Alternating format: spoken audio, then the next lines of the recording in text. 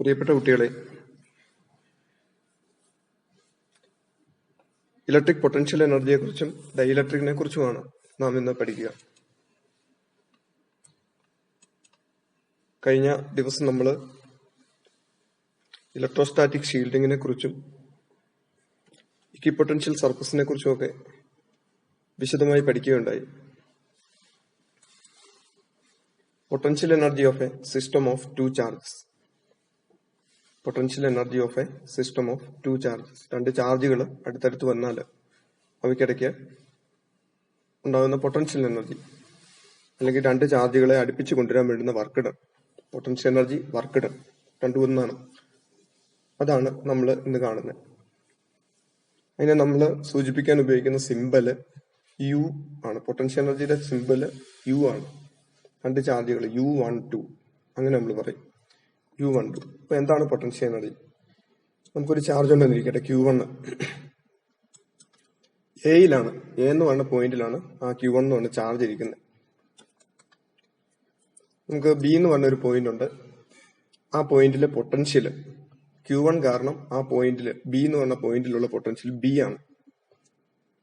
Q1 എന്ന് പറഞ്ഞ charge കാരണം ബി എന്ന് പറഞ്ഞ പോയിന്റിലുള്ള പൊട്ടൻഷ്യൽ വി ആണ്. Q1 അല്ലെങ്കിൽ എയും ബിയും തമ്മിലുള്ള ദൂരം R12 ആണ്.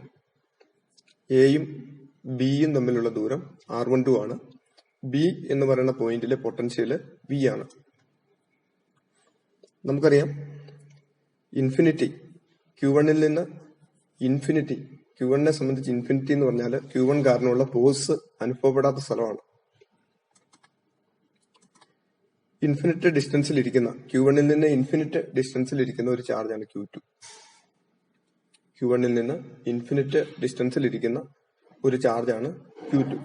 അപ്പം ഇൻഫിനിറ്റിയിൽ ഇരിക്കുന്ന ആ Q2-നെ ബിയിലേക്ക് എത്തിക്കാൻ എത്ര വർക്ക് നമ്മൾ ചെയ്യണം? നമുക്കറിയാം, Q1-ന്റെ അടുത്തേക്ക് വരുമ്പോൾ Q1 അതിനെ റിപ്പൽ ചെയ്യും. ആ റിപ്പൽഷനെതിരായിട്ട് നമ്മൾ വർക്ക് ചെയ്താലേ Q2 ബിയിലേക്ക് എത്തത്തുള്ളൂ. ഇപ്പൊ ഇൻഫിനിറ്റിയിൽ ഇരിക്കുന്ന Q2-നെ ബിയിൽ എത്തിക്കാൻ നമ്മൾ എത്ര വർക്ക് ചെയ്യണം? ആ വർക്കാണ് ഈ സിസ്റ്റത്തിന്റെ പൊട്ടൻഷ്യൽ എനർജി ആയിട്ട് മാറുന്നത്. പൊട്ടൻഷ്യൽ നമുക്കറിയാം, ഇൻഫിനിറ്റിയിൽ ഇരിക്കുന്ന യൂണിറ്റ് പോസിറ്റീവ് ചാർജ്, Q2-ന്റെ സ്ഥാനത്ത് യൂണിറ്റ് പോസിറ്റീവ് ചാർജ്. ഇൻഫിനിറ്റിയിൽ ഇരിക്കുന്ന യൂണിറ്റ് പോസിറ്റീവ് ചാർജ്, Q2-ന്റെ സ്ഥാനത്തുള്ള യൂണിറ്റ് പോസിറ്റീവ് ചാർജിനെ ബി എന്ന പോയിന്റിലേക്ക് എത്തിക്കാൻ വേണ്ടുന്ന വർക്കാണ് പൊട്ടൻഷ്യൽ. യൂണിറ്റ് പോസിറ്റീവ് ചാർജിനെ കൊണ്ടുവരാൻ വേണ്ടുന്ന വർക്കാണ് പൊട്ടൻഷ്യൽ. എന്നാൽ ഏതെങ്കിലും ഒരു ചാർജിനെ ഇൻഫിനിറ്റിയിൽ നിന്ന് ഒരു പോയിന്റിലേക്ക് കൊണ്ടുവരാൻ വേണ്ടുന്ന വർക്കാണ് പൊട്ടൻഷ്യൽ എനർജി. അതാ രണ്ടും തമ്മിലുള്ള വ്യത്യാസം. ഇപ്പൊ ഇൻഫിനിറ്റിയിൽ ഇരിക്കുന്ന Q2 ബി എന്ന് പറയുന്ന പോയിന്റിലേക്ക് നമ്മൾ കൊണ്ടുവരുന്നു. അതിന് നമ്മൾ ചെയ്യേണ്ട വർക്കാണ് ഇവിടുത്തെ പൊട്ടൻഷ്യൽ എനർജി. അപ്പൊ നമുക്ക് എങ്ങനെ പൊട്ടൻഷ്യൽ എനർജി ഡിഫൈൻ ചെയ്യാം? It is a work done in assembling the system of charges at the given positions from infinite separation. Infinite സെപ്പറേഷനുള്ള രണ്ട് ചാർജുകളെ തന്നിരിക്കുന്ന പൊസിഷൻസിലേക്ക് കൊണ്ടുവരാൻ വേണ്ടുന്ന, അല്ലെങ്കിൽ അസംബിൾ ചെയ്യാൻ വേണ്ടുന്ന വർക്ക് ഡൺ. ആ വർക്ക് ഡൺ ആണ് രണ്ട് ചാർജുള്ള ഒരു സിസ്റ്റത്തിന്റെ പൊട്ടൻഷ്യൽ എനർജി. വർക്കാണ് പൊട്ടൻഷ്യൽ എനർജി ആയിട്ട് മാറുന്നത്. ഇൻഫിനിറ്റിയിൽ നിന്ന് ഒരു ചാർജിനെ തന്നിരിക്കുന്ന പോയിന്റുകളിൽ എത്തിക്കാൻ വേണ്ടുന്ന വർക്ക് ഡൺ, അങ്ങനെ അസംബിൾ ചെയ്യാൻ വേണ്ടുന്ന വർക്ക് ഡൺ ആണ് പൊട്ടൻഷ്യൽ എനർജി. രണ്ട് ചാർജുകൾ തമ്മിലുള്ള പൊട്ടൻഷ്യൽ എനർജിയാണ് നമ്മൾ ഈ സെഷനിൽ കാണുക. Q1 and Q2, two charges separated by a distance R12. Q1 and Q2, two charges separated by a distance R12 നമ്മൾ പറഞ്ഞു. Imagine Q1 to be at A, Q1 എയിലാണെന്നിരിക്കട്ടെ, and Q2 be at infinity, Q2 ഇൻഫിനിറ്റിയിലാണ്. Q1 എയിലും Q2 ഇൻഫിനിറ്റിയിലും ആണെന്നിരിക്കട്ടെ. Electric potential at B due to charge Q1 കാരണം B എന്ന് പറയുന്ന പോയിന്റിലുള്ള electric potential V is equal to, നമ്മൾ പറഞ്ഞു, ഒരു പോയിന്റ് ചാർജ് കാരണമുള്ള potential 1/4πε0 Q divided by R ആണ്.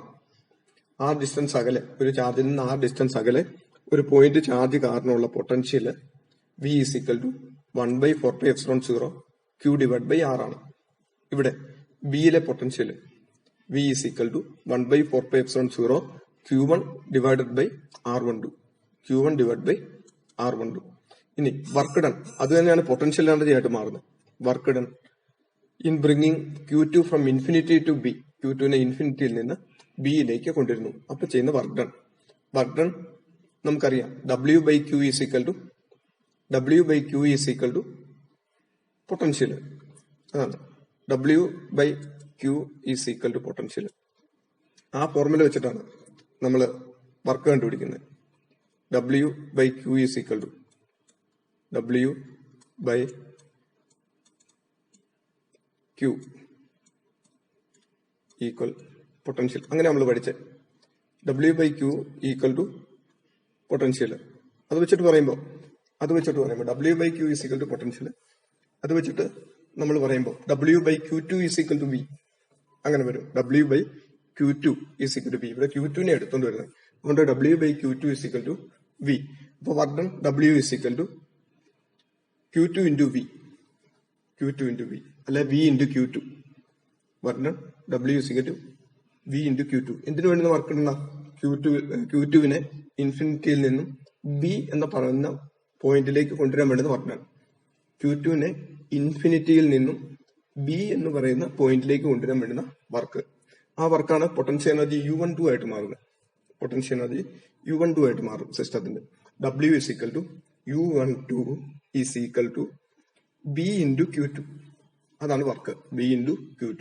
V എന്ന് പറയുന്നത് 1/4πε0 Q1 divided by R12 into Q2. അപ്പൊ നോക്കിയിടും 1/4πε0 into Q1 Q2 divided by R12. അതാണ് രണ്ട് ചാർജുകൾക്കിടയ്ക്കുള്ള potential energy. U12 is equal to 1/4πε0 Q1 Q2 divided by R12. അതാണ് രണ്ട് ചാർജുകൾക്കിടയ്ക്കുള്ള പൊട്ടൻഷ്യൽ എനർജി. നമുക്കറിയാം കുളംസ് ലോ അനുസരിച്ച് രണ്ട് ചാർജുകൾക്കിടയ്ക്കുള്ള force F is equal to 1/4πε0 Q1 Q2 divided by R². Electric field, charge കാരണമുള്ള electric field 1/4πε0 Q divided by R². ഒരു charge കാരണമുള്ള potential B സമം 1/4πε0 Q divided by R. ഇനി രണ്ട് ചാർജുകൾക്കിടയ്ക്കുള്ള potential energy U12 is equal to 1/4πε0 Q1 Q2 divided by R12. അതാണ് രണ്ട് ചാർജുകളുള്ള ഒരു സിസ്റ്റത്തില് സ്റ്റോർ ചെയ്തേക്കുന്ന പൊട്ടൻഷ്യൽ എനർജി. അടുത്ത് ഇനി മൂന്ന് ചാർജുകൾ ഉണ്ടെങ്കിൽ എന്താണ് condition? Potential energy of a system of 3 charges. രണ്ട് ചാർജുകളെ ഉള്ളെങ്കിൽ അവയ്ക്കിടയ്ക്കുള്ള പൊട്ടൻഷ്യൽ എനർജി എന്ന് പറയുന്നത് U is equal to അല്ലെ U12 is equal to 1/4πε0 Q1 Q2 divided by R12 ആണ്. ഇനി മൂന്ന് ചാർജ് ഉണ്ടെങ്കിൽ എന്തായിരിക്കും കണ്ടീഷൻ? ഒരു ചാർജ് Q1 എയിലായിരിക്കുന്നത്, രണ്ടാമത്തെ ചാർജ് Q2 അത് ബിയിലായിരിക്കുന്നത്. എയും ബിയും അല്ലെങ്കിൽ Q1ഉം Q2ഉം തമ്മിലുള്ള ദൂരം R12. ഇനി മൂന്നാമതൊരു ചാർജ് ഉണ്ട്, അത് Q3, അത് സിയിലായിരിക്കുന്നത്. ബിയിൽ നിന്ന് സിയിലേക്കുള്ള ദൂരം അല്ലെ Q2ഉം Q3യും തമ്മിലുള്ള ദൂരം R23. എയിൽ നിന്ന് സിയിലേക്കുള്ള ദൂരം അല്ലെ Q1ഉം Q3യും തമ്മിലുള്ള ദൂരം R13. ഇപ്പം ഈ സിസ്റ്റം കാരണമുള്ള പൊട്ടൻഷ്യൽ എനർജി എത്ര? തുടക്കത്തിൽ Q1 മാത്രമേ അവിടെ ഉണ്ടായിരുന്നുള്ളൂ എന്ന് വെച്ചു. അങ്ങനെയാണെങ്കിൽ Q2നെയും Q3യെയും ഇൻഫിനിറ്റിയിൽ നമ്മൾ ബിയിലേക്ക് സിയിലേക്കും കൊണ്ടുവരണം. Q1 മാത്രമേ എയിൽ ഉണ്ടായിരുന്നുള്ളൂ എന്ന് കരുതിക്കൊള്ളൂ. അപ്പോൾ Q2നെയും Q3യെയും നമ്മൾ ഇൻഫിനിറ്റിയിൽ നിന്നും ബിയിലേക്ക് സിയിലേക്കും കൊണ്ടുവരണം. അങ്ങനെ ഇൻഫിനിറ്റിയിൽ നിന്ന് ബിയിലേക്ക് സിയിലേക്ക് നമ്മൾ Q2നെയും Q3യെയും കൊണ്ടുവരുമ്പോൾ അങ്ങനെ ചെയ്യുന്ന വർക്കാണ് പൊട്ടൻഷ്യൽ എനർജി ആയിട്ട് ഈ സിസ്റ്റത്തിന്റെ പൊട്ടൻഷ്യൽ എനർജി ആയിട്ട് സ്റ്റോർ ചെയ്യുന്നത്. അതുപോലെ തന്നെ ഒരു സെറ്റ് രണ്ട് ചാർജുകളുടെ പൊട്ടൻഷ്യൽ എനർജി നമുക്കറിയാം. 1/4πε0 Q1 Q2 divided by R12. രണ്ട് ചാർജുകളുടെ പൊട്ടൻഷ്യൽ എനർജി നമുക്കറിയാം. U12 is equal to 1/4πε0 Q1 Q2 divided by R12 ആണ്. അത് വെച്ച് നോക്കുമ്പോൾ ഇവിടെ മൂന്ന് പൊട്ടൻഷ്യൽ എനർജി കാണും. ഒന്ന് Q1ഉം Q2ഉം തമ്മിലുള്ള പൊട്ടൻഷ്യൽ എനർജി എത്രയാണ്? 1/4πε0 Q1 Q2 divided by R12. Q2ഉം Q3യും തമ്മിലുള്ള potential energy 1/4πε0 Q2 Q3 by R23. ഇനി Q1ഉം Q3യും തമ്മിലുള്ള potential energy 1/4πε0 Q1 Q3 divided by R13. അങ്ങനെ മൂന്ന് പൊട്ടൻഷ്യൽ എനർജി കൂടുന്നതാണ് ഇവിടുത്തെ total potential energy. Q1, Q2, Q3. 3 charges located at distances R12, R13 and R23. Potential energy of the system U is equal to U12 plus U13 plus U23. U12 എന്ന Q1 ഉം Q2 നും ഇടയ്ക്കുള്ള potential energy. U13 എന്ന Q1 നും Q3 ക്കും ഇടയ്ക്കുള്ള potential energy. U23 എന്താ Q2 നും Q3 ക്കും ഇടയ്ക്കുള്ള പൊട്ടൻഷ്യൽ എനർജി. അതാണ് total potential energy of the system. അപ്പൊ നമുക്ക് എഴുതാം U is equal to U12. എന്താ U12? 1/4πε0 Q1 Q2 by R12. ഒരു പോയിന്റ് ചാർജ് കാരണം, രണ്ട് ചാർജുകൾ കാരണമുള്ള പൊട്ടൻഷ്യൽ എനർജി ഏതാണ്? 1/4πε0 Q1 Q2 divide by R12 plus 1/4πε0 Q1 Q3 by R13. അത് U13. 1/4πε0 Q1 Q3 by R13 plus ഇനി U23 1/4πε0 Q2 Q3 divided by R23. അങ്ങനെ 3 potential energy. ഇപ്പൊ പൊട്ടൻഷ്യൽ എനർജി നമ്മൾ ഇങ്ങനെയും പറയും കേട്ടോ. U is equal to 1/4πε0 Q1 Q2 divide by R എന്ന് വേണമെങ്കിലും പറയും. R സാധാരണ കേസ് പറയുമ്പോൾ R ഡിസ്റ്റൻസ് എന്നുള്ള അർത്ഥത്തിൽ. ഇവിടെ എയും ബിയും തമ്മിലുള്ള ദൂരം R12, ബിയും സിയും തമ്മിലുള്ള ദൂരം R23, എയും സിയും തമ്മിലുള്ള ദൂരം R13 ആണ്. ആ ഡിസ്റ്റൻസ് സിമ്പിളുകൾ നമ്മൾ ഉപയോഗിക്കുന്നത്. അപ്പൊ 1/4πε0 നമുക്ക് വെളിയിലേക്ക് എടുക്കാം. കോമൺ ആണ്. മൂന്നിടത്തും 1/4πε0 കോമൺ ആണ്. അപ്പൊ U is equal to 1/4πε0 into ആദ്യത്തെ ടൈമിൽ നിന്ന് 1/4πε0 വെളിയിലോട്ട് എടുത്ത Q1 Q2 by R12 plus രണ്ടാമത്തേനകത്ത് നിന്ന് വെളിയിലേക്ക് എടുത്ത Q1 Q3 by R13 plus മൂന്നാമത്തേനകത്ത് നിന്ന് വെളിയിലേക്ക് എടുത്ത Q2 Q3 by R23. അങ്ങനെയാവും. അപ്പൊ ഇതാണ് മൂന്ന് ചാർജുകൾ കാരണമുള്ള ഒരു സിസ്റ്റം കാരണം ഉണ്ടാകുന്ന പൊട്ടൻഷ്യൽ എനർജി. ആ സിസ്റ്റത്തിലെ ഈ പൊട്ടൻഷ്യൽ എനർജി സ്റ്റോർ ചെയ്ത് വെക്കും. ഇപ്പൊ രണ്ട് ചാർജുകൾക്കിടയ്ക്കാണെങ്കിൽ പൊട്ടൻഷ്യൽ എനർജി എന്ന് പറഞ്ഞത് U is equal to 1/4πε0 Q1 Q2 divide by R ആണ്. 3 ചാർജുകൾ വരുമ്പോൾ ഓരോ പെയർ ചാർജിനിടയ്ക്കുള്ള പൊട്ടൻഷ്യൽ എനർജി എടുത്തിട്ട് നമ്മൾ കൂട്ടും. അതാണ് ഇൻഫിനിറ്റ് സെപ്പറേഷനിൽ നിന്ന് ഈ ചാർജിനെ പ്രസന്റ് കോൺഫിഗറേഷനിലേക്ക് കൊണ്ടുവരാൻ വേണ്ടുന്ന വർക്ക് ഡൺ ആണ് അവയ്ക്കിടയിലെ പൊട്ടൻഷ്യൽ എനർജി എന്ന് നിങ്ങൾ പ്രത്യേകം ഓർക്കുക. അടുത്തായിട്ട് ഒരു എക്സ്റ്റേണൽ ഫീൽഡിൽ നമ്മളൊരു ചാർജിനെ വെക്കുന്നതെന്ന് വെച്ചാൽ ഒരു എക്സ്റ്റേണൽ ഇലക്ട്രിക് ഫീൽഡിലാണ് ചാർജ് ഇരിക്കുന്നത്. ചാർജുകൾ ഇരിക്കുന്ന എക്സ്റ്റേണൽ ഇലക്ട്രിക് ഫീൽഡാണ്. ഇലക്ട്രിക് ഫീൽഡിന്റെ വാല്യൂ ഇയും അതിന്റെ ദിശയാണ് ആരോ കാണിക്കുന്നത്. അവിടെ ഒരു ചാർജ് Q1 ഉണ്ട്. ആ Q1 ഇരിക്കുന്നിടത്ത് എക്സ്റ്റേണൽ ഇലക്ട്രിക് ഫീൽഡ് കാരണം ഉണ്ടാകുന്ന പൊട്ടൻഷ്യൽ V1 ആണ്. ഒരു ഇലക്ട്രിക് ഫീൽഡിലാണ് ചാർജുകൾ ഇരിക്കുന്നത്. നമ്മൾ മുമ്പ് പറഞ്ഞ കേസ് 2 ചാർജിന്റെ കേസും 3 ചാർജിന്റെ സിസ്റ്റത്തിന്റെ കേസും അത് ഇലക്ട്രിക് ഫീൽഡിലല്ല ഇരിക്കുന്നത്, പുറമേ നിന്നുള്ള ഇലക്ട്രിക് ഫീൽഡിലല്ല. ഇനി പുറമേ നിന്നുള്ള ഒരു ഇലക്ട്രിക് ഫീൽഡിലാണ് ചാർജുകൾ ഇരിക്കുന്നെങ്കിൽ എങ്ങനെയായിരിക്കും പൊട്ടൻഷ്യൽ എനർജി? അതിനെക്കുറിച്ച് നമ്മൾ പറയുന്നത്. ഇപ്പൊ എ എന്ന് പറയുന്ന പോയിന്റിൽ ഒരു Q1 ചാർജ് ഇരിപ്പുണ്ട്. അവിടെയുള്ള പൊട്ടൻഷ്യൽ V1 ആണ്. ആ പൊട്ടൻഷ്യലിന് കാരണം E എന്ന് പറയുന്ന ഇലക്ട്രിക് ഫീൽഡാണ്. ഇനി ബി എന്ന് പറയുന്ന പോയിന്റിൽ വേറൊരു ചാർജ് ഇരിപ്പുണ്ട് Q2. അവിടെയുള്ള പൊട്ടൻഷ്യൽ V2 ആണ്. അപ്പൊ ഇങ്ങനെ ആ ഇലക്ട്രിക് ഫീൽഡിൽ ഇരിക്കുന്നതുകൊണ്ട് തന്നെ Q1 into V1 potential energy ഉണ്ട്. Q1 into V1 potential energy ഉണ്ട് Q1 ന്. അപ്പം E എന്ന് പറയുന്ന ഇലക്ട്രിക് ഫീൽഡ്, E എന്ന് പറയുന്ന ഒരു ഇലക്ട്രിക് ഫീൽഡ്, ആ ഇലക്ട്രിക് ഫീൽഡില് ഒരു ചാർജ് Q1. ആ Q1 ഇരിക്കുന്ന സ്ഥലത്ത് E കാരണം ഉണ്ടാകുന്ന പൊട്ടൻഷ്യലാണ് V1. അപ്പം E കാരണം Q1 ന് കിട്ടുന്ന പൊട്ടൻഷ്യൽ എനർജിയാണ് Q1 V1. W is equal to QV. അതാ ഫോർമുല, പൊട്ടൻഷ്യൽ എനർജിയുടെ ഫോർമുല അല്ല വർഡന്റെ ഫോർമുല. ഒരു ചാർജിന്റെ ആണെങ്കിൽ W is equal to QV. അപ്പൊ Q1 V1 potential energy electric field കാരണം ആ ചാർജിന് കിട്ടുന്നുണ്ട്. ഇനി ബി എന്ന് പറഞ്ഞ പോയിന്റിൽ Q2 എന്ന് പറഞ്ഞ ഒരു ചാർജ് ഉണ്ട്. അത് ആ ഇലക്ട്രിക് ഫീൽഡ് കാരണം അവിടെയുള്ള പൊട്ടൻഷ്യൽ V2 ആണ്. അപ്പം അതിന് ആ Q2 എന്ന് പറഞ്ഞ ചാർജിനുള്ള പൊട്ടൻഷ്യൽ എനർജി, ആ ഇലക്ട്രിക് ഫീൽഡ് കാരണം കിട്ടുന്ന പൊട്ടൻഷ്യൽ എനർജി Q2 V2 ആണ്. Q2 V2. ഇപ്പൊ ഓൾറെഡി ഇലക്ട്രിക് ഫീൽഡ് ഉള്ളതുകൊണ്ട് 2 പൊട്ടൻഷ്യൽ എനർജി ഉണ്ട്. ഒന്ന് Q1 V1, Q1 electric field കാരണമുള്ള പൊട്ടൻഷ്യൽ എനർജി. 2 Q2 V2, അത് Q2 ഇലക്ട്രിക് ഫീൽഡ് കാരണം കിട്ടുന്ന പൊട്ടൻഷ്യൽ എനർജി Q2 V2. ആ ഇലക്ട്രിക് ഫീൽഡ് കാരണമാണ് V1 V2 പൊട്ടൻഷ്യൽ ഉള്ളത്. അത് പൊട്ടൻഷ്യൽ കാരണമാണ് QV പൊട്ടൻഷ്യൽ എനർജി അല്ലെ വർക്ക് ഡൺ ഉണ്ടാകുന്നത്. ഇനി രണ്ടും തമ്മിലുള്ള സെപ്പറേഷൻ R12 ആണ്. 2 ചാർജുകൾ Q1 ഉം Q2 R12 ഡിസ്റ്റൻസിൽ ഇരിക്കുവാണെങ്കിൽ അവയ്ക്കിടയ്ക്കുള്ള potential energy U12 is equal to 1/4πε0 Q1 Q2 divide by R12 ആണെന്ന് ഇപ്പൊ നമ്മൾ കണ്ടു.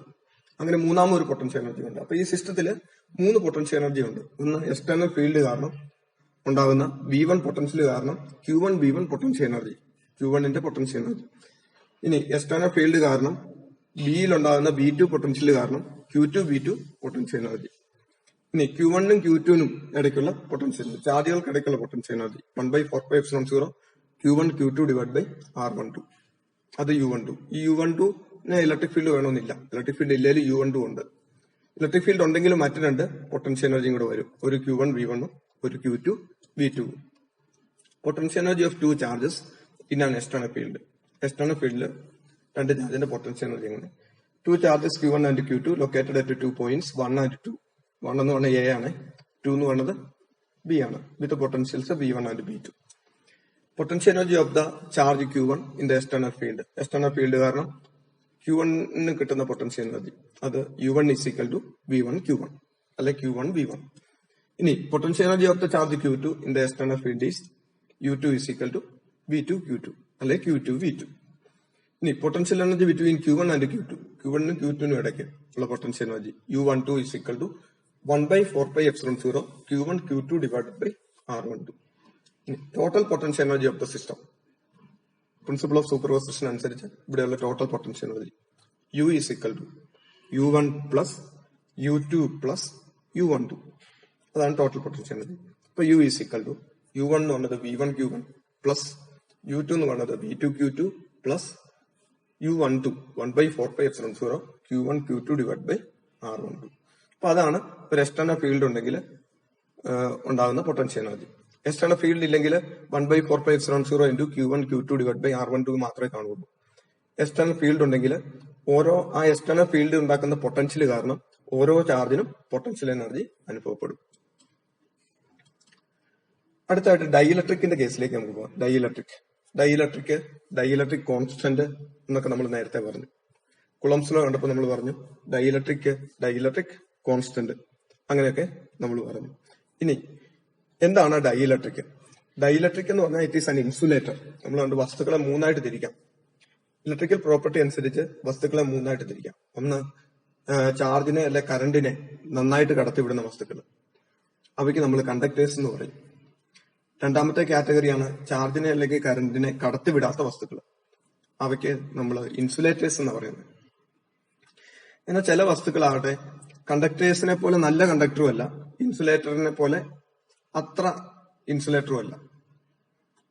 കുറച്ച് ചാർജിനെ കടത്തിവിടും, അത്ര ഈസി ആയിട്ട് കടത്തിവിടത്തില്ല, പക്ഷെ കടത്തിവിടാതെ ഇരിക്കത്തുമില്ല. അങ്ങനത്തെ വസ്തുക്കൾക്ക് നമ്മൾ സെമി കണ്ടക്ടേഴ്സ് എന്ന് പറയും. സെമി കണ്ടക്ടേഴ്സ് അങ്ങനെയും പറയും. അങ്ങനത്തെ 3 സൈസ് വസ്തുക്കളുള്ളത്. അതിൽ ആ ഇൻസുലേറ്ററിന്റെ വിഭാഗത്തിൽപ്പെടുന്നതാണ് ഡൈഇലക്ട്രിക്. ഇൻസുലേറ്ററിന്റെ വിഭാഗത്തിൽപ്പെടുന്നതാണ് ഡൈഇലക്ട്രിക്. എന്താ dielectric? A dielectric is an insulator which does not conduct electric current. Electric കറന്റിനെ സ്വയം കണ്ടക്ട് ചെയ്യാത്ത ഇൻസുലേറ്റർ ആണ് ഡൈഇലക്ട്രിക്. ഇൻസുലേറ്റർ ആണ് ഡൈഇലക്ട്രിക്. എക്സാമ്പിൾ എന്താ? പേപ്പർ, വുഡ്, ഇവയൊക്കെ പേപ്പറും വുഡും ഒക്കെ ഡൈഇലക്ട്രിക്കിനും ഇൻസുലേറ്ററിനും എക്സാമ്പിൾ ആണ്. A dielectric is an insulating material which transmits electric effect without conducting. Conduct ചെയ്യാതെ തന്നെ ഇലക്ട്രിക് ഇഫക്ട് ട്രാൻസ്മിറ്റ് ചെയ്യുന്ന വസ്തുക്കളാണ് ഡൈഇലക്ട്രിക്സ് എന്ന് പറഞ്ഞത്. കണ്ടക്ട് ചെയ്യാതെ തന്നെ ഇലക്ട്രിക് ഇഫക്ട് ട്രാൻസ്മിറ്റ് ചെയ്യുന്ന വസ്തുക്കൾ, അവയാണ് ഡൈഇലക്ട്രിക്.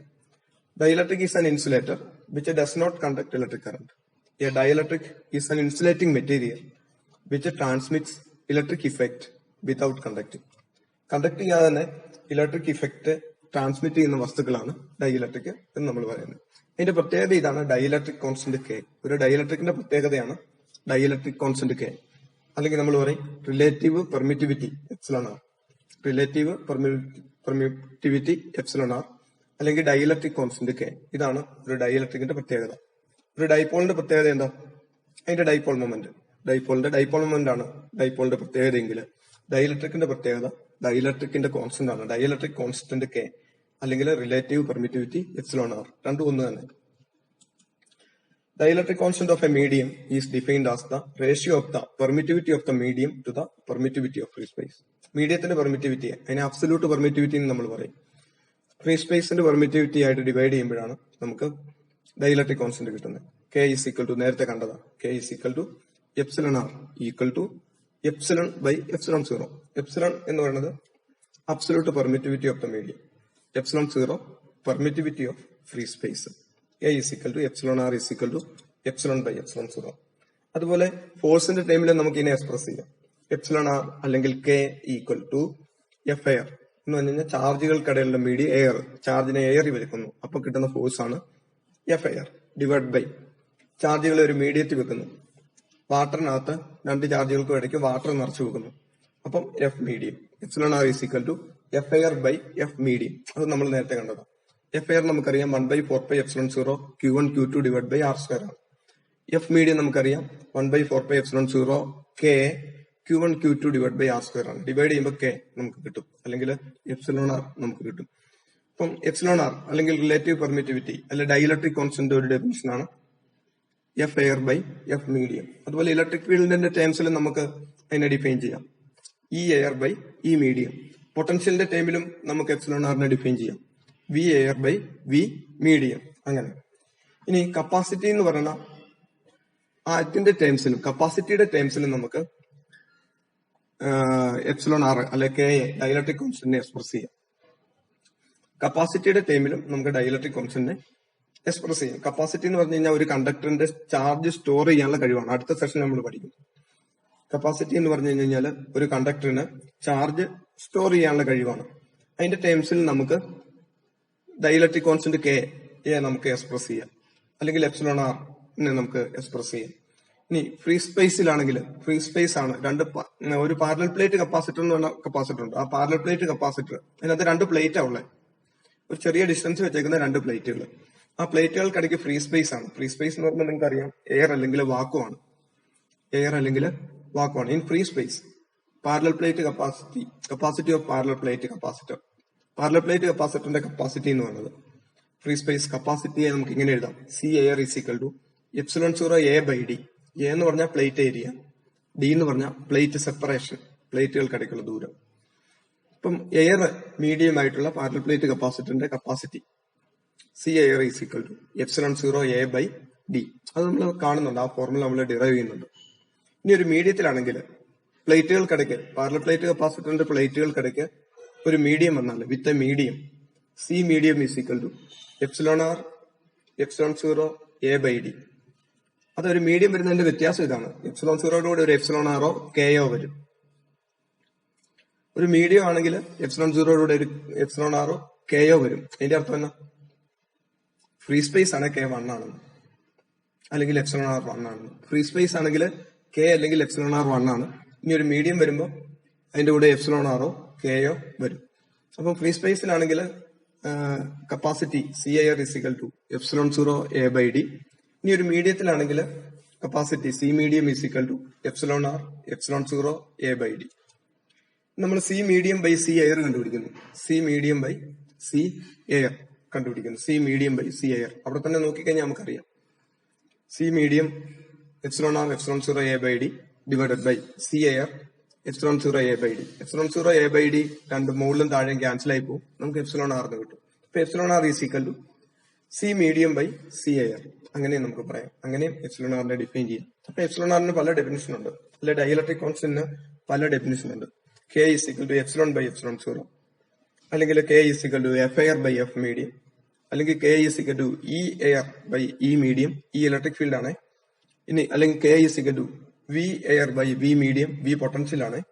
ഇനി K is equal to C medium by C air. കപ്പാസിറ്റിയുടെ കേസ് മാത്രം മീഡിയത്തിന്റെ ടൈമാണ്, മീഡിയത്തോട് കൂടിയുള്ള കപ്പാസിറ്റിയാണ് മോളി വരുന്നത്, ന്യൂമറേറ്റർ വരുന്നത്. ബാക്കിയുള്ള കേസിലെല്ലാം എയറിലുള്ള ക്വാണ്ടിറ്റിയാണ് ന്യൂമറേറ്റർ വരുന്നത്.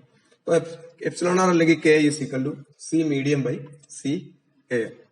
ഇനി ചില വസ്തുക്കളുടെ ഡൈഇലക്ട്രിക് കോൺസ്റ്റന്റ് നമുക്ക് കാണാം. Dielectric constants of some materials. ചില വസ്തുക്കളുടെ ഡൈഇലക്ട്രിക് കോൺസ്റ്റന്റ്സ് നമുക്ക് കാണാം.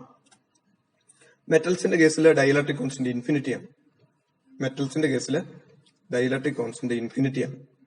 വാക്വം ആണെങ്കിൽ, വാക്വത്തിന് നമ്മൾ ഫ്രീ സ്പേസ് കൊണ്ടാണ് ഉദ്ദേശിക്കുന്നത്. ഫ്രീ സ്പേസ് അല്ലെങ്കിൽ വാക്വം ആണെങ്കിൽ കെ 1 ആയിട്ട് എടുത്തേക്കണേ. Vacuum K is equal to 1, ഏറ്റവും കുറഞ്ഞ വാല്യൂ ആണ് കെയുടെ. K is equal to 1 for vacuum. ഇനി എയർ ആണെങ്കിൽ കെ ഈസ് ഈക്വൽ ടു അല്പം കൂടെ ഉള്ളൂ 1 പോലെ തന്നെ 1.00059.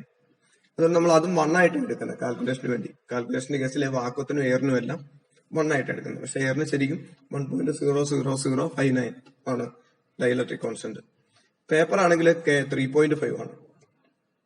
പേപ്പറിന്റെ കേസിലാണെങ്കിൽ നമ്മൾ ഡൈഇലക്ട്രിക് കോൺസ്റ്റന്റ് 3.5 എന്നാണ് എടുക്കുന്നത്. ഇനി മൈക്ക ആണെങ്കിൽ ഡൈഇലക്ട്രിക് കോൺസ്റ്റന്റ് നമ്മൾ 5.4 എന്നാണ് എടുക്കുന്നത്. മൈക്കയുടെ കേസിൽ 5.4. ഫ്ലിന്റ് ഗ്ലാസ് ആണെങ്കിൽ ഗ്ലാസിന്റെ ഒരു പ്രത്യേക വെറൈറ്റിയാണ് ഫ്ലിന്റ് ഗ്ലാസ്, നമ്മൾ കെ 5 എന്നാണ് എടുക്കുന്നത്. വാട്ടർ ആണെങ്കിൽ കെ 80 നമ്മൾ എടുക്കുന്നത്. വാട്ടർ ആണെങ്കിൽ ഡൈഇലക്ട്രിക് കോൺസ്റ്റന്റ് വാല്യൂ 80. സിലിക്കൺ ആണെങ്കിൽ കെ 12. സിലിക്കന്റെ ഡൈഇലക്ട്രിക് കോൺസ്റ്റന്റ് 12 ആണ്. ഇതാണ് ഫെമിലിയർ ആയിട്ടുള്ള ചില വസ്തുക്കളുടെ ഒക്കെ ഡൈഇലക്ട്രിക് കോൺസ്റ്റന്റ്. അതിൽ വാട്ടറിന്റെ പ്രത്യേകം ശ്രദ്ധിക്കണം. വാട്ടറിന്റെ കെ 80 ആണ്. വാട്ടറിന്റെ കെ 80 ആണെന്ന് പറഞ്ഞു കഴിഞ്ഞാൽ എയറിലുള്ള ഫോഴ്സ്, രണ്ട് ചാർജുകൾ എയറിൽ വെച്ച് കിട്ടുന്ന ഫോഴ്സ് 80 ആണെങ്കിൽ അത് വാട്ടർ എന്ന് പറഞ്ഞ മീഡിയത്തിൽ ഇറക്കി വെക്കുമ്പോൾ 80 ഫോഴ്സേ കാണുള്ളൂ. അതായത് 1 ന്യൂട്ടൺ ഫോഴ്സ് അനുഭവപ്പെടുത്തുള്ളൂ. രണ്ട് ചാർജുകൾ എയറിൽ വെക്കുമ്പോൾ 80 ന്യൂട്ടൺ ഫോഴ്സ് ഉണ്ട് അവയ്ക്കിടയ്ക്ക്. എങ്കിൽ അവയ്ക്കിടയ്ക്ക് വാട്ടർ കൊണ്ട് വെച്ച് കഴിഞ്ഞാൽ, ഫുള്ളായിട്ട് വാട്ടറിൽ മുക്കി വെച്ച് കഴിഞ്ഞാൽ അവയെ അതേ ഡിസ്റ്റൻസിൽ ഫുള്ളായിട്ട് വാട്ടറിൽ മുക്കി വെച്ച് കഴിഞ്ഞാൽ അവയ്ക്കിടയ്ക്ക് 1 ന്യൂട്ടൺ ഫോഴ്സേ കാണത്തുള്ളൂ. അത് നമ്മൾ നേരത്തെ പറഞ്ഞായിരുന്നു. അടുത്തതായിട്ട് ഡൈഇലക്ട്രിക് രണ്ട് രീതിയിലുണ്ട്. രണ്ട് രീതിയിലുള്ള ഡൈഇലക്ട്രിക്സ് ഉണ്ട്. പോളാർ ഡൈഇലക്ട്രിക്കും നോൺ പോളാർ ഡൈഇലക്ട്രിക്കും. രണ്ട് രീതിയിലുള്ള ഡൈഇലക്ട്രിക് ഉണ്ട്. പോളാർ ഡൈഇലക്ട്രിക്കും നോൺ പോളാർ ഡൈഇലക്ട്രിക്കും. ആദ്യം നോൺ പോളാർ ഡൈഇലക്ട്രിക്. അതിനുമുമ്പ് ഏതെങ്കിലും ഒരു മോളിക്യൂളിനെ എടുത്തു കഴിഞ്ഞാൽ അതിന് രണ്ട് ചാർജ് സെന്റേഴ്സ് ഉണ്ട്. നമുക്കറിയാം ആറ്റംസ് അല്ലെ മോളിക്യൂൾ, ആറ്റംസ് ഉണ്ടാക്കിയേക്കുന്നത് 3 സൈസ് കണങ്ങൾ കൊണ്ടാണ്. ആറ്റത്തിന്റെ ന്യൂക്ലിയസിനകത്ത് പ്രോട്ടോണും ഉണ്ട്, ന്യൂട്രോണും ഉണ്ട്. ന്യൂട്രോണിന് ചാർജ് ഇല്ല, പക്ഷെ പ്രോട്ടോണിന് പോസിറ്റീവ് ചാർജ് ഉണ്ട്. പോസിറ്റീവ് ചാർജ് എല്ലാം ന്യൂക്ലിയസ് എന്ന് പറയുന്ന ഒരു ചെറിയ ഭാഗത്ത് കോൺസെൻട്രേറ്റഡ് ആണ്. അതിന്റെ ഈ പ്രോട്ടോൺസിന്റെ എല്ലാം സെന്റർ ഓഫ് മാസിന് നമ്മൾ പോസിറ്റീവ് ചാർജ് സെന്റർ എന്ന് പറയും. ഒരു ആറ്റത്തിലെ പ്രോട്ടോൺസിന്റെ എല്ലാം പോസിറ്റീവ് ചാർജിന്റെ എല്ലാം സെന്റർ ഓഫ് മാസിന് നമ്മൾ വേണ്ടവരാണ് പോസിറ്റീവ് ചാർജ് സെന്റർ. ഇനി രണ്ടാമത്തെ സൈസ്, രണ്ട് കണങ്ങളും ന്യൂക്ലിയസിനകത്താണ്, ന്യൂട്രോൺസും പ്രോട്ടോൺസും. ന്യൂട്രോൺസിന് ചാർജ് ഇല്ല, പ്രോട്ടോൺസിന് പോസിറ്റീവ് ചാർജ് ഉണ്ട്. പോസിറ്റീവ് ചാർജിന്റെ എല്ലാം സെന്റർ ഓഫ് മാസ് ആണ് ന്യൂക്ലിയസ് കേന്ദ്രീകൃതമാണ്. പോസിറ്റീവ് ചാർജിന്റെ എല്ലാ സെന്റർ ഓഫ് മാസ് ആണ് പോസിറ്റീവ് ചാർജ് സെന്റർ. ഇനി രണ്ടാമത്തെ ചാർജ് സെന്റർ ഇലക്ട്രോൺസ് കാരണമാണ്. ഇലക്ട്രോൺസ് നമുക്കറിയാം ന്യൂക്ലിയസിന് ചുറ്റും, ന്യൂക്ലിയസിന് പുറത്തായിട്ട് കറങ്ങിക്കൊണ്ടിരിക്കുക, ഷെല്ലുകളിലൂടെ കറങ്ങിക്കൊണ്ടിരിക്കുക. ഇങ്ങനെ കറങ്ങുന്ന ഇലക്ട്രോൺസിന്റെ എല്ലാം കൂടെ സെന്റർ ഓഫ് മാസ് ആണ് നെഗറ്റീവ് ചാർജ് സെന്റർ. ഇപ്പൊ ഏത് ആറ്റം എടുത്തു കഴിഞ്ഞാലും അതിനകത്ത് രണ്ട് ചാർജ് സെന്റേഴ്സ് ഉണ്ട്. ഒന്ന് പോസിറ്റീവ് ചാർജ് സെന്റർ, രണ്ട് negative charge centre. Positive charge centre എന്ന് പറഞ്ഞാൽ centre of mass of protons. Negative charge centre എന്ന് പറഞ്ഞാൽ centre of mass of electrons ഉണ്ട്. ഇനി ചില സൈസ് ഡൈഇലക്ട്രിക് നമ്മൾ എടുക്കുന്നു, അതിനകത്ത് എക്സ്റ്റേണൽ ഇലക്ട്രിക് ഫീൽഡ് 0 ആണ്. എക്സ്റ്റേണൽ ഇലക്ട്രിക് ഫീൽഡ് ചില സൈസ് ഡൈഇലക്ട്രിക് നമ്മൾ എടുക്കുന്നു, ചില ടൈപ്പ് ഡൈഇലക്ട്രിക് ആണ്. അതിനകത്ത് എക്സ്റ്റേണൽ ഇലക്ട്രിക് ഫീൽഡ് 0 ആണ്. ഇലക്ട്രിക് ഫീൽഡ് 0 ആണ്. ഇലക്ട്രിക് ഫീൽഡ് ഒന്നുമില്ല, പുറമേ നിന്ന് ഇലക്ട്രിക് ഫീൽഡ് ഒന്നുമില്ല. എങ്കിൽ അവയുടെ ചാർജ് സെന്റേഴ്സ് ഒന്നിച്ചിരിക്കും ഒരേ പോയിന്റിൽ തന്നെ. ഇതുണ്ട് ഇവിടെ, ഇത് പോസിറ്റീവും അവിടെ തന്നെ നെഗറ്റീവും ഉണ്ട്. ഈ ഭാഗത്ത് ഒന്നിച്ചിരിക്കും, പോസിറ്റീവും നെഗറ്റീവും ചേർന്നിരിക്കും. അവയ്ക്ക് തമ്മിൽ ഇടയ്ക്ക് ദൂരമില്ല, അവയ്ക്കിടയ്ക്ക് വെക്ടർ ഡിസ്റ്റൻസ് ഒന്നുമില്ല. അപ്പൊ പോസിറ്റീവ് ചാർജ് സെന്ററും നെഗറ്റീവ് ചാർജ് സെന്ററും ഇതുപോലെ ചേർന്നിരിക്കും. അങ്ങനെ ചാർജ് സെന്റേഴ്സ് കോയിൻസൈഡ് ചെയ്യും. അതിന്റെ പ്രത്യേകത എന്താണെന്ന് വെച്ചാൽ, അങ്ങനെ ചാർജ് സെന്റേഴ്സ് കോയിൻസൈഡ് ചെയ്താൽ പോസിറ്റീവ് ചാർജും നെഗറ്റീവ് ചാർജും തമ്മിൽ സെപ്പറേഷൻ ഇല്ലാത്തതുകൊണ്ട് 2L 0 ആകും. 2L = 0. അങ്ങനെയുള്ളതിന് ഡൈപോൾ മൊമെന്റ് ഇല്ല. കാരണം എന്നാ, dipole moment P = Q × 2L ആണ്. Q × ഡിസ്റ്റൻസ് ആണ്. പ്ലസും മൈനസും തമ്മിൽ ഡിസ്റ്റൻസ് ഇല്ല ഇവിടെ. അതുകൊണ്ട് ഇവിടെ ഡൈപോൾ മൊമെന്റ് 0 ആയിരിക്കും. ഇലക്ട്രിക് ഫീൽഡ് ഇല്ലെങ്കിലും ഡൈപോൾ മൊമെന്റ് 0 ആയിരിക്കും. പക്ഷെ ഇലക്ട്രിക് ഫീൽഡ് വെച്ച് കഴിഞ്ഞാൽ ആ ചാർജുകൾ പ്ലസും മൈനസും അങ്ങോട്ടും ഇങ്ങോട്ടും മാറും. ഇലക്ട്രിക് ഫീൽഡിനനുസരിച്ച് ഡിസ്പ്ലേസ് ചെയ്യും, മാറി നിൽക്കും. അപ്പൊ ഡിസ്റ്റൻസ് ആകും, അപ്പൊ ഡൈപോൾ മൊമെന്റ് ഉണ്ടാകും. അതായത് ചില ഡൈഇലക്ട്രിക്സിൽ ഇലക്ട്രിക് ഫീൽഡ് ഇല്ലെങ്കിലും ചാർജ് സെന്റേഴ്സ് കോയിൻസൈഡ് ചെയ്യും, ഒന്നിച്ച് ചേർന്ന് നിൽക്കും. അത്തരം ഡൈഇലക്ട്രിക്സ് നമ്മൾ വേണ്ടവരാണ് പോളാർ ഡൈഇലക്ട്രിക്സ്. അപ്പം നമുക്ക് അതിലേക്ക് കിടക്കാം. In some dielectrics, in the absence of external field ഈ 0 ആണെങ്കിൽ 2 charge centres in each molecule coincide. ഓരോ മോളിക്യൂളിലുള്ള 2 ചാർജ് സെന്റേഴ്സും കോയിൻസൈഡ് ചെയ്യും എന്ന് പറഞ്ഞാൽ ഒന്നിന് മുകളിൽ ഒന്നായിട്ട് വന്നിരിക്കും. അവയ്ക്ക് തമ്മിൽ സെപ്പറേഷൻ ഇല്ല. അങ്ങനെ വരുമ്പോൾ എന്താ, Therefore, each molecule has zero dipole moment. കാരണം 12 സീറോ ആണ്. Each molecule has zero dipole moment in normal condition. Normal കണ്ടീഷനിൽ ഓരോ മോളിക്യൂളിനും സീറോ ഡൈപോൾ മൊമെന്റ് ആണ് ഉള്ളത്. ഡൈപോൾ മൊമെന്റ് ഇല്ല. ചാർജസിന്റെ കോയിൻസൈഡ് ചെയ്യും, അതുപോലെ അവയ്ക്ക് ഡൈപോൾ മൊമെന്റ് ഇല്ല. Such molecules are called non polar molecules. അങ്ങനത്തെ മോളിക്യൂൾസിനെ നോൺ പോളാർ മോളിക്യൂൾസ് എന്ന് പറയുന്നത്. Non polar molecules. The dielectric made of such molecules is called non polar dielectrics. അങ്ങനത്തെ മോളിക്യൂളിനെ കൊണ്ട് ഉണ്ടാക്കിയേക്കുന്ന ഡൈഇലക്ട്രിക്കിന് നമ്മൾ നോൺ പോളാർ ഡൈഇലക്ട്രിക്സ് എന്നും പറയും. നോൺ പോളാർ ഡൈഇലക്ട്രിക്സ് എക്സാമ്പിൾ എന്താ? H2O2 CO2. H2O2 CO2 hydrogen molecule, oxygen molecule, carbon dioxide molecule. ഈ molecule എല്ലാം നോക്കിക്കഴിഞ്ഞാൽ ഒരു കാര്യം നമുക്ക് മനസ്സിലാവും, അവയുടെ സ്ട്രക്ചർ സിമെട്രിക് ആണ്. അവയുടെ സ്ട്രക്ചർ സിമെട്രിക് ആണ്. ഹൈഡ്രജൻ എടുത്താൽ H നടുക്കൊരു ബോണ്ടും, രണ്ട് ഹൈഡ്രജൻ ആറ്റംസ് എടുത്താണ് ഒരു മോളിക്യൂള് H. ആ എച്ചും അതിന്റെ നടുഭാഗത്തോടെ ഒരു പ്ലെയിൻ പോയാൽ അതിന്റെ നടുഭാഗത്ത് നിന്ന് നോക്കിയാൽ അപ്പുറത്തോട്ട് നോക്കിയാലും ഇപ്പുറത്തോട്ട് നോക്കിയാലും ഓരോ എച്ചിനെ കാണത്തുള്ളൂ, ഒരുപോലത്തെ സംഗതിയെ കാണത്തുള്ളൂ. അപ്പം നടുഭാഗത്ത് നിന്ന് ഏത് ഭാഗത്തേക്ക് നോക്കിയാലും ഒരുപോലെ ഇരിക്കുന്നെങ്കിൽ നമ്മൾ പറയും സിമെട്രിക് എന്ന് പറയും.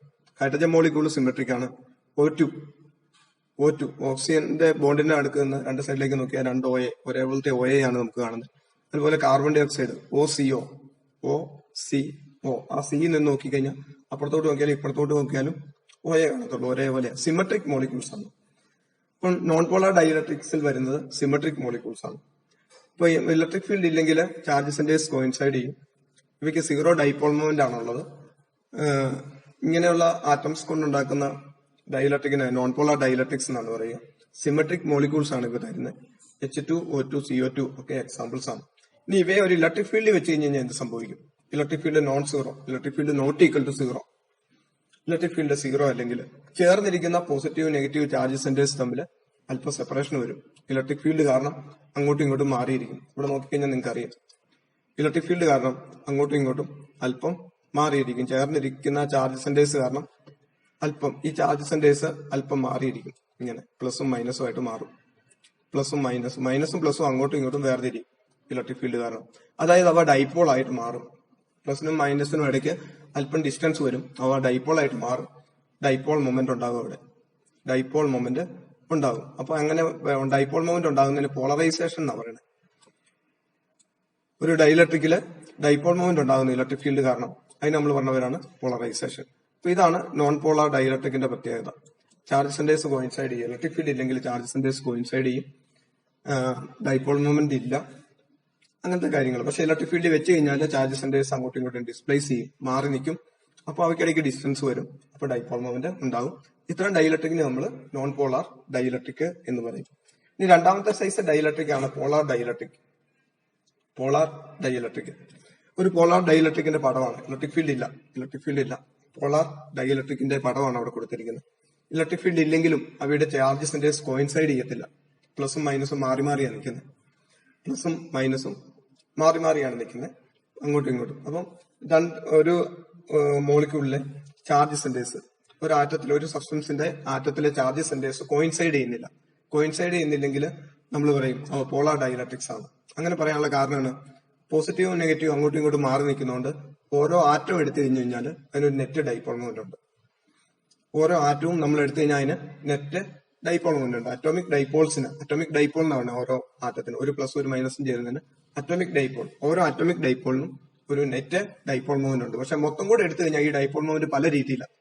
അതിന്റെ നെഗറ്റീവ് നോക്കിയാൽ ഓരോന്നിന്റെ ഒരെണ്ണം വലത്തോട്ടാണെങ്കിൽ അടുത്തത് ഇടത്തോട്ടാണ്, ഒരെണ്ണം താഴോട്ടാണെങ്കിൽ അടുത്തത് മുകളിലോട്ടാണ്. ഇലക്ട്രിക് ഫീൽഡ് ഇല്ലെങ്കിൽ ഈ നെറ്റ് ഡൈപോൾ മൊമെന്റ് സീറോ ആകും. എല്ലാം കൂടെ ക്യാൻസൽ ആയി പോകും പരസ്പരം.